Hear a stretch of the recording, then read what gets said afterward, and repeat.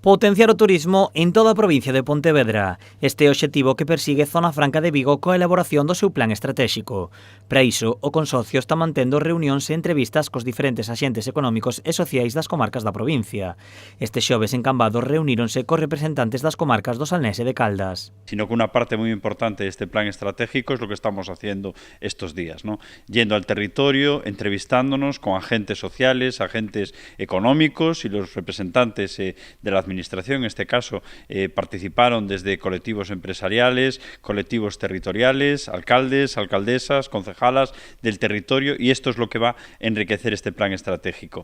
Na reunión estiveron representados os concellos de Ribadumia, Vilagarcía, Cambados e Cuntis, a Mancomunidade do Salnés, a Asociación de Hostalería de Caldas, a Ruta do Viño Rías Baixas, o GAL Ría de Arousa e o GDR Salnés Ullaumia. Cales eran os sectores estratégicos? Falamos de vitivinicultura, falamos de pesca e acuicultura, falamos de turismo, de enoturismo, falamos de necesidades para darlle soporte a ese turismo, sobre todo en infraestructuras, telecomunicacións, infraestructuras eléctricas, hidráulicas, etc.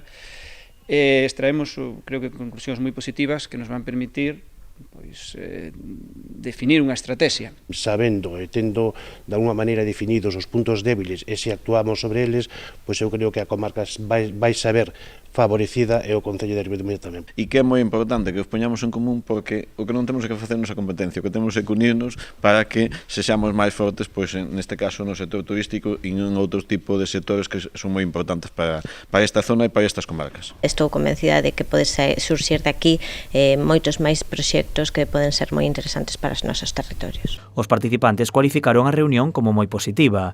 Dende Zona Franca de Vigo continuarán coas entrevistas e encontros co obxectivo de rematar o plan estratégico e comezar co plan de actuación. Ese plan de acción que de alguna manera la Zona Franca quiere tener también una vinculación directa en esta comarca. Lo decíamos hoy, a través de empresas mixtas, público-privadas, en las que Zona Franca se compromete a colaborar o a través de acciones en el territorio.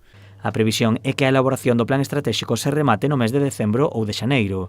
A continuación comezará a busca de financiación, tanto pública como privada, para desenvolver as accións.